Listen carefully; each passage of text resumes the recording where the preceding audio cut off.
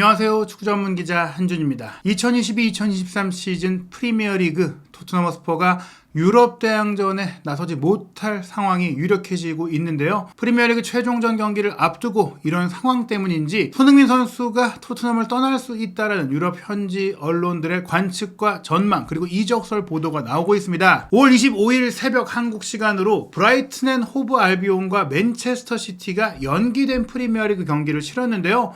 아시다시피 맨체스터 시티가 지난 주말에 프리미어리그 3연속 우승을 확정한 이후로는 이제 맨체스터 유나이티드와 FA컵 결승전 그리고 인테르와의 챔피언스리그 결승전을 대비해서 선수들에게 휴식도 조금 주고 지금까지 뛰지 못했던 선수들을 좀 기용하는 로테이션을 가동하면서 조금은 이제 경기력이 둔화됐어요. 물론 그런 가운데에도 첼시의 1대0 승리를 거두긴 했지만 브라이튼 원정이었던 이번 주중 연기된 경기에서 1대1로 비겼습니다. 필 포든이 전반 25분에 선제골을 넣었지만 곧바로 38분 올 시즌 브라이튼 최고의 또 신성으로 후반기 들어서 맹활약하고 있는 NC소 선수가 동점골을 넣었는데요. 이 결과를 통해서 브라이튼은 최종전 결과와 관계없이 7위 에스턴빌라와의 승점 차이를 4점으로 벌리면서 6위가 확정됐고 유로파리그 진출이 확정이 됐습니다. 이미 지난 주말에 이제 유로파 컨퍼런스 리그는 최소한 확보할 수 있는 즉 토트넘과의 승점 차를 4점으로 벌리면서 최소한 7위를 확보했던 브라이튼인데요. 이번 맨시티전 무승부를 통해서 이제 에스턴빌라와의 최종전에 또 크게 힘을 쓸 필요가 없는 또 브라이튼의 상황이 됐다라는 점은 에스턴빌라가 이 브라이튼과의 경기에 이제 승점을 얻고 승리를 거두면서 7위로 유로파 컨퍼런스 리그에 나갈 가능성이 높아졌고 반면에 토트넘은 잔류를 위해서 반드시 승리를 해야만 하는 리즈 유나이티드와 최종전을 치르고 또 원정 경기로 치르다 보니까 이 경기의 승리가 보장되지 않은 가운데 8위라는 조금 부진한 성적으로 유럽 대항전 없는 2023-2024 시즌을 보내게 됐다. 그러면서 손흥민 선수가 이탈리아 세리아 클럽들의 관심을 받고 있다라는 보도가 나왔고 그에 대해서 두버지 김현민 기자가 좀 상세하게 또 분석해 드리면서 토트넘이 슬롯 감독 체제로 대대적인 리빌딩도 이제 준비하고 있고 그런 과정 속에 손흥민 선수가 나갈 가능성을 아예 배제할 수 없다 뭐 이렇게 얘기를 드렸었어요. 이 보도의 근간은 이제 이탈리아 로마 지역 신문인 일 로마니스타인데요. 아디오 토트넘과 작별이라는 얘기를 하면서 이탈리아 클럽들이 손흥민 선수를 노리고 있다라는 보도였습니다. 흥미롭게도 일 로마니스타는 로고를 보시면 아시다시피 이제 AS 로마 소식을 전문으로 다룰 것 같은 매체인데 다른 팀 그리고 손흥민 선수 얘기를 조금 한 것인데요. 이 보도 내용을 좀 간단하게 소개를 드리면 이 한국의 스타 손흥민이 이탈리아 세리에아와 한 발 더 가까워졌다라고 하면서 올 시즌에 이제 8위로 컨퍼런스 리그로 못 나갈 수 있게 된 상황이고 또 우승컵도 들지 못한 기간이 15년 넘게 이어지고 있고 그런 가운데 콘테 감독이 떠났고 토트넘의 후임 감독이 어떤 감독이 오든지 혁명의 공기가 있을 것이다. 대대적인 그 리빌딩이 있을 것이다. 그러면서 손흥민이 이제 세리에아 팀과 이제 가까워지고 있다라고 하고 있는데 손흥민 선수가 이제 계약 만료까지 2년이 남았고 나이도 이제 오는 7월이 되면 생일이 또 지나니까 만 31세가 되기 때문에 개인적으로 이적을 할 수 있는 마지막 타이밍이기도 하고 토트넘 입장에서도 손흥민 선수를 매각해서 큰 이적료 수익을 얻을 수 있는 마지막 타이밍이기도 하다 보니까 이적 가능성이 점쳐지고 있는데 이탈리아와 관련된 옵션도 있다라고 했어요. 그러면서 손흥민 선수에게 가장 관심이 있는 이탈리아 클럽이 인터밀란과 AC 밀란이다라고 소개를 했습니다. 이 두 양 밀란 팀인데 양 밀란 팀이 다음 시즌 챔피언스리그 진출도 유력하고 이미 또 아시아 선수들을 영입해서 성과를 봤었고 또 그런 성과를 통해서 마케팅 수익도 냈었고 특히 이제 이탈리아 클럽들 밀란이 일본에서도 관심과 인기가 많지만 근래 들어서는 중국 쪽에서 오히려 이제 이탈리아 리그를 많이 본다고 해요. 세리에아의 유튜브 채널의 영상들 조회수가 꽤 높은데 그게 또 상당 부분이 중국 쪽의 시청자들이 보는 것이다. 실제로 인터밀란도 중국 자본이 운영을 하고 있고 AC밀란이 현재는 이제 그 사기꾼으로 알려지면서 리용홍이 물러나긴 했지만 중국 자본이 들어갔던 때가 있다 보니까 중국 내에서 이 밀란 팀들에 대한 관심이 굉장히 높고 또 이 팀들이 프리시즌 때 중국도 많이 방문을 했었어요. 물론 코로나19 사태 이후에 이런 것들이 거의 다 이제 사그라들긴 했지만 어찌됐거나 이제 아시아 시장에서의 분명한 니즈를 갖고 있는 두 밀란 팀이 이제 손흥민 선수를 노리고 있는데 AC 밀란 같은 경우에는 하파엘 레앙과 트레이드 조건을 통해서 이적료는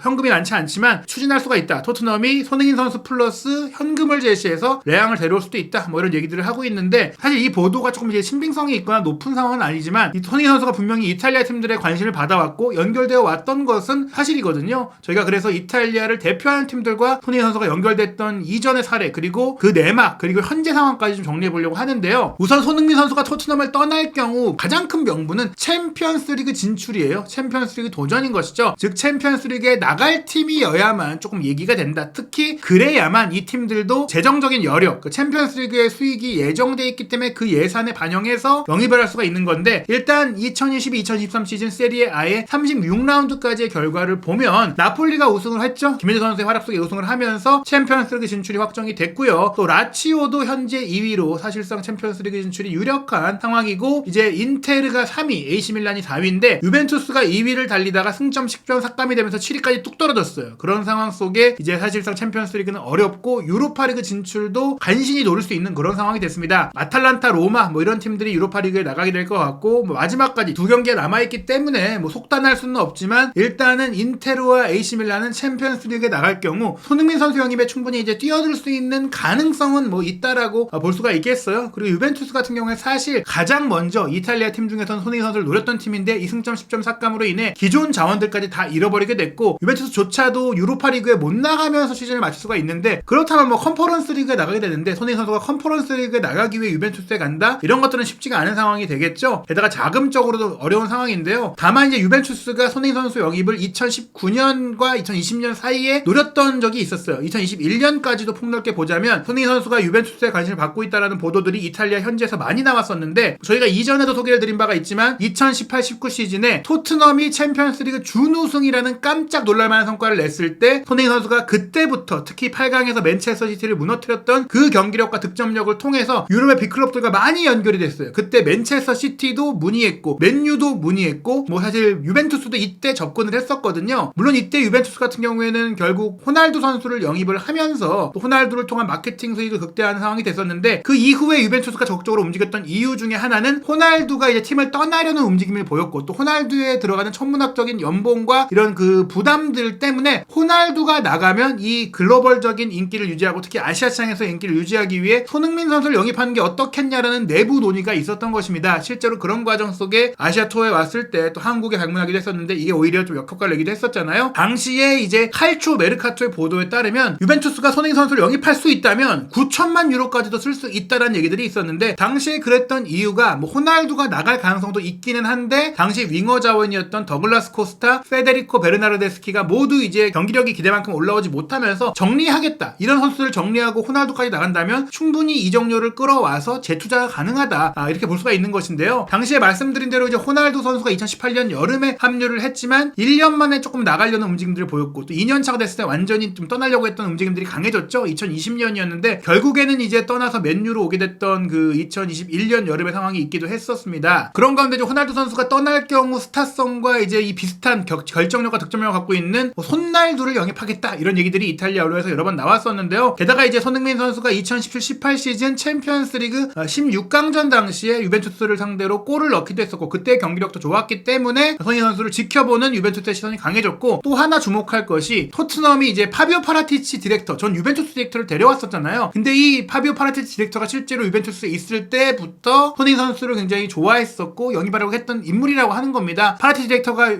토트넘에 왔을 때도 많은 여러 선수들 중에서 유독 손흥민 선수와 많이 대화하는 모습들이 포착이 되기도 했었는데, 실제로 이제 유벤투스는 측면 공격수, 득점력 있는 윙포워드를 필요로 하다 보니까 여러 선수들을 물망에 놓고 있다가 손흥민 선수 영입이 어려워지자 이제 2020년 8월 달에 파르마에서 이제 잠재력을 폭발시킨 클루세스키를 영입을 했고요. 또 이제 2020년에는 또 이제 피오렌티나에서 맹활약을 했던 페데리코 키에사도 이제 데려왔잖아요. 이 두 선수 모두 젊고 잠재력이 크고 또 당시에 이탈리아 무대에서 경기력을 증명했던 선수이기 때문에 어쩌면 이제 손흥민 선수가 우선순위였고 이 선수들이 후순위였다라고까지 볼 수는 없겠지만, 손흥민 선수 영입도 알아보고 키에사도 알아보고 뭐 클루세스키도 알아봤을 텐데, 사실 클루세스키나 키에사의 들 이적료는 손흥민 선수 한 명분에 못 미치는 뭐 그런 부분이라고 할 수 있어요. 즉 이제 손흥민 선수가 올 수 있는 상황이고 호날두가 나가는 상황이었다면 자연스럽게 손흥민 선수를 데려올 수가 있었을 것이고, 또 손흥민 선수를 노렸던 이유 중에 하나가 손흥민 선수의 계약이 2023년 여름까지였거든요. 그렇기 때문에 사실 2021년 여름쯤까지 재계약에 합의하지 않을 경우에는 마지막으로 토트넘이 거액의 이적료를 확보할 수 있는 게 2021년 여름이기 때문에 이 시점을 두고 손흥민 선수에 대한 협의나 문의가 이제 오갔을 수 있는데, 당시 손흥민 선수가 유벤투스, 특히 이탈리아 리그로 가는 것에 대해서는 거의 관심이 없었기 때문에 이게 밀도 있게 진행되지 않은 것으로 알려졌습니다. 손흥민 선수가 당시 챔피언스리그 준우승, 그리고 이제 2020-2021 시즌에도 엄청난 득점력을 손케듀오가 마침내 이제 무리뉴 감독이 구성했던 전술이 먹히면서 완전히 이제 폭발했었잖아요. 그때 뭐 많은 팀들이 다시 유럽 빅클럽들이 관심을 보였었는데, 이게 이제 현실화되지 못한 게 손흥민 선수가 뭐 그때 당시에 들리는 얘기로는 맨체스터 유나이티드나 레알 마드리드의 제안이 아니라면 토트넘에 남겠다라고 했기 때문에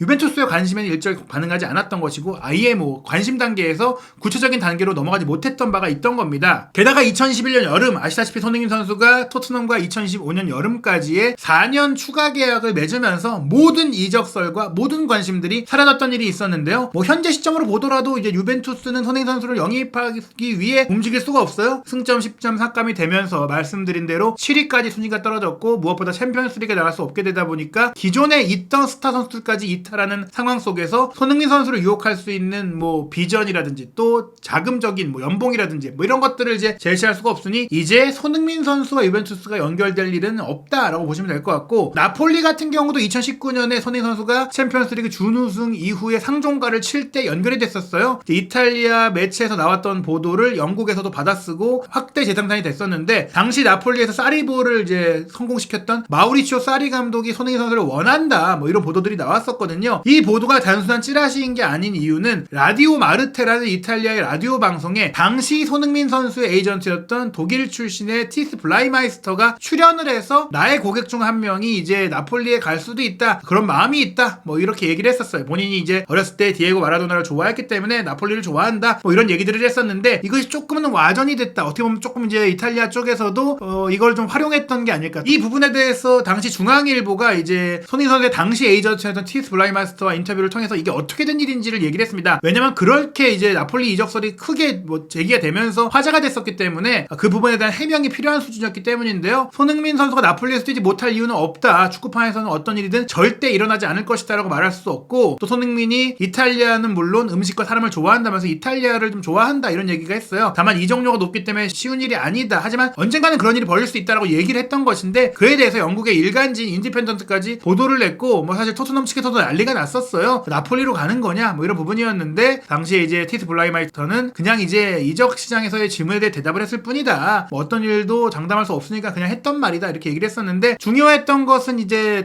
당시 티스 블라이마이스터가 이탈리아에 갔고 나폴리 구단과 미팅을 진행했던 일은 사실이었고, 그런 과정 속에 나폴리가 관심이 있다라는 얘기가 이후에도 계속 많이 나왔었거든요. 물론 나폴리가 뭐 당시에 뭐 이과인 영입이라든지 뭐 많은 이제 스타 선수들을 스페인 쪽에서 또 라리가 쪽에서 데려오면서 막 투자도 많이 하고 있었기 때문에 손흥민 선수도 이제 관심을 가졌을 수는 있겠지만, 역시나 뭐 손흥민 선수가 당시에 토트넘이라면 더욱더 이제 상승세를 타고 있고 데스크 라인도 그대로 있었기 때문에 뭐 관심이 없었을 가능성이 큽니다. 그래서 이제 뭐 이게 무산이 됐는데, 현재 시점에서 나폴리는 그렇다면 어떠냐. 김민재 선수가 결국엔 이제 한국인으로서 나폴리에 입성한 첫 선수가 됐고 역사적인 스쿠데토를 달성을 하면서, 나폴리가 이제 추가적으로 한국 선수, 뭐 아시아 선수를 영입하려는 움직임들이 있다라고 저희가 뭐 여러 영상에서 소개를 드렸는데요. 김민재 선수가 떠나게 된다면 나폴리 입장에서는 분명히 딱 1년만 데리고 있음에도 한국 스폰서가 붙고 또 성적도 잘 나왔고 여러모로 좋은 효과를 냈던 이제 한국 선수 영입을 노릴 수 있지만, 이강인 선수 정도가 리스트에 올라있던 것, 즉 이제 큰 이적료를 투자하지 않고 영입할 수 있는 선수를 노린다. 게다가 나폴리가 구단 자체적인 연봉 상한선이 있다 보니까 지금 많은 선수들을 지키기도 어렵고 또 김민재 선수에게 제시한 연봉도 높지가 않은 상황이잖아요. 손흥민 선수가 토트넘을 떠난다면 최소한 이제 토트넘 이상의 연봉을 제시해야 돼요. 뭐 챔피언스리그에 나가는 것뿐 아니라 재정적인 조건도 맞춰줘야 되는데 나폴리는 어렵다. 게다가 나폴리가 최근에 코리에르 델로 스포르트의 보도에 의하면 앞으로 영입할 선수들은 모두 25세 이하의 젊은 선수들, 향후 미래 가치가 좋고 재판매가 가능한 선수들로 노리고 있고, 지금 이르빙 로사노가 팀을 떠날 가능성이 제기되면서 뭐 쿠보 선수라든지 이강인 선수라든지 또 아다마 트라우레, 린스트램 같은 선수들이 거론이 되고 있지. 이 위치에 뛸 수 있는 손흥민 선수도 있긴 하지만 손흥민 선수는 나이로나 뭐 이적료로나 연봉으로나 조금 어려운 상황이다. 즉 나폴리도 이전에 연결이 된 바가 있지만 지금은 다시 연결되기는 뭐 거의 불가능에 가깝다, 이렇게 보시면 될 것 같습니다. 일 로마니스타에서도 연결한 팀은 인테르와 AC 밀란인데 그나마 인테르 정도가 좀 가능성이 있지 않을까 싶어요. 25일 새벽에 인테르가 우선 코파 이탈리아 우승을 차지하면서 챔피언스리그 결승 진출에 이어서 또 하나의 좋은 성과를 냈죠. 피오렌티나와의 결승전에서 2대1로 승리했는데 전반 3분 만에 니콜라스 곤살레스에게 선제골을 내줬지만 라우타로 마르티네스가 29분과 37분에 연달아서 동점골 역전골을 터뜨리면서 2대1로 승리를 했어요. 라우타로가 다시금 최근에 좋은 경기력과 득점력을 보이고 있는데 뭐 문전 우측에서의 날카로운 슈팅으로 이제 동점골, 그리고 이제 벼락 같은 하프 발리 슈팅으로 역전골을 터뜨리는 과정 속의 활약을 통해 결승전 MVP로 선정되기도 했습니다. 그런데 이 라우타로 마르티네스가 꾸준히 이적설이 나오고 있죠. 인테르가 지속적으로 자금 문제를 겪고 있는데 루카쿠는 사실 인테르에 남고 싶어하고, 첼시도 뭐 이런 상황이 이어진다면 루카쿠를 내년 시즌에도 다음 시즌에도 이제 인테르로 보낼 생각이 있지만, 라우타로 같은 경우에는 거액의 또 오퍼가 온다면 떠날 수 있다. 뭐 이전에 토트넘과도 강하게 연결이 됐었지만 지금은 이제 토트넘이 챔피언스리그에 나가는 상황이 아니다 보니까, 뭐 콘테 감독 같은 이탈리아 감독이 있던 상황도 아니다 보니까 연결되기는 어렵습니다. 즉 뭐 손흥민과 라우타로를 바꾼다 이런 것들은 일어날 수가 없는 일이에요. 다만 뭐 라우타로가 이적할 경우엔 더더욱이나 이제 자금도 생기고 투자할 수 있는 여력이 있다라고 봐도 라우타로가 잔류를 해도 인테르는 다음 시즌을 위해서 공격진의 보강이 필요하다라고 봐야 됩니다. 우선 이제 에딘 제코 선수가 37살이기 때문에 이제 나이가 좀 너무 많아요. 분명히 이 부분에 있어서는 보강이 필요하고 올여름에 또 계약도 만료되는 상황이고요. 루카쿠 같은 경우에는 사실 첼시로 아예 복귀될 가능성도 배제할 수가 없어요. 뭐 첼시의 포체티노 감독이 뭐 루카쿠를 쓰겠다 설득을 하고 이러면 또 루카쿠도 돌아가게 되죠. 그리고 호아킨 코레아는 아무래도 주전급으로 꾸준히 쓰기에는 아쉬움이 있는 상황. 라우타로가 남더라도 공격진의 보강이 필요할 수 있는 부분이 바로 그런 것이고, 또 시모네 인자이 감독이 뭐 거치 문제가 조금 올 시즌 끝나고 떠날 수 있다는 얘기들이 있었지만 챔스 결승 갔고 코파 이탈리아 우승까지 했기 때문에 남을 가능성이 있는데, 그럴 경우 현재 기조인 3-5-2 포메이션을 쓸 것이고, 그럴 경우 투톱으로서 손흥민 선수는 굉장히 지금 뭐 검증된 선수로서 골들을 넣을 수 있는, 뭐 현재 30대 접어든 이후에는 측면 윙어보다는 윙플레이보다는 문전 근거리에 들어가서 결정하는 역할을 하고 있는데, 뭐 그런 면에 있어서는 투톱 중에 한 자리로 투자해볼 만한 상황이다. 게다가 인테르가 뭐 챔피언스리그 결승까지 올라갔기 때문에 이로 인한 수익도 좀 늘어날 것이고 투자도 좀 유치할 수가 있고, 뭐 이런 부분들을 봤을 때는 인테르는 분명히 자금 여력이 있다고 봐야 될 것 같아요. 다만 AC 밀란 같은 경우에는 이 하파엘 레앙과 트레이드설이 말이 안 되는 게, 최근 뭐 이탈리아의 많은 매체들이 보도한 대로 하파엘 레앙 선수는 AC 밀란과 재계약에 합의를 했어요. 원래는 2024년 여름에 계약이 끝나기 때문에 올여름에 떠날 가능성이 있다는 얘기들이 많이 나왔지만, 추가적으로 2028년까지 계약을 연장하면서 바이아웃 금액도 1억 7,500만 유로로 굉장히 높게 설정을 하고 세후 500만 유로의 연봉 조건을 또 이제 합의를 했습니다. 보너스가 또 별도로 있는 그런 좋은 조건으로 합의를 했기 때문에 이렇게 재계약을 하고 바로 떠나진 않겠죠. 최소한 다음 시즌은 남을 것이다. 다만 이제 AC 밀란 같은 경우에는 레앙이 남는다고 하더라도 공격진 영입이 좀 필요하긴 합니다. 질라탄 이브라히모비치가 아직 뭐 현역 생활을 하고 있긴 하지만은 이제는 뭐 은퇴 수준이라고 봐야 될 것 같고요. 또 밀란은 최소한 떠날 가능성이 높은 상황이죠. 뭐 41세고요. 지루도 건재한 모습을 보여왔지만 그래도 역시 만 36세, 나이가 굉장히 많잖아요. 공격 라인에 조금 더 젊은 선수가 필요하다. 디보크 오리기도 사실은 부상 이슈도 있었고 뭐 기대만큼 주전으로 뛸 수 있는 경기력을 보여주지 못한 데다가 측면 공격수로 뛰고 있는 레비치와 메시아스도 올 시즌에 득점력에 있어서 분명히 아쉬운 모습 보였기 때문에, 이런 선수들이 원활하게 정리가 된다면 AC 밀란도 그 자금 유치를 통해서 손흥민 선수 영입을 위해 움직여 볼 수는 있다. 다만 뭐 AC 밀란은 워낙 자금 사정이 좋지 않기 때문에 손흥민 선수를 영입하기 위한 뭐 이적료라든지 연봉이라든지 이런 것들이 좀 쉽지가 않다라고 봐야 돼요. 뭐 사실 레앙에게 이제 제시한 조건을 보더라도 손흥민 선수 정도의 수준이기 때문에 나머지 선수들은 모두 손흥민 선수가 현재 토트넘에서 받고 있는 것보다 적은 돈을 받고 있거든요. 결국에는 손흥민 선수의 연봉을 감당하기 어려운 AC 밀란은 레앙이 나가는 상황이 아니면 손흥민 선수를 영입하기가 어렵고, 레앙이 만약 나간다고 해도 사실은 그렇다면 손흥민 선수보다 어리고 조금은 이제 잠재 가치가 있는 조금 더 떠오르는 선수를 영입할 가능성이 크기 때문에 AC 밀란 이적설도 사실은 조금 이제 현실화가 되기가 어렵다. 결국에는 인테르가 라우타로가 떠나는 상황, 혹은 라우타로가 남을 경우에도 루카쿠가 떠나는 상황, 즉 루카쿠 라우타로를 다음 시즌에 유지하지 못하는 상황이 될 경우에만 사실 인테르 정도가 손흥민 선수를 노릴 수가 있지, 나머지 팀들은 다 어렵다라고 보시면 될 것 같습니다. 앞으로 이적 시장에서 어떤 상황이 전개될지, 또 많은 또 이적 시장의 변수들이 뭐 상황을 바꿀 수가 있는데요. 유럽 현지에서 나오는 보도들 한준TV에서 체크해드리고, 또 손흥민 선수가 갈 수 있을 만한 팀들의 어떤 힌트가 나온다면 분석해드리도록 하겠습니다. 한준TV에서 해외 축구 최신 소식 확인하시기 바랍니다.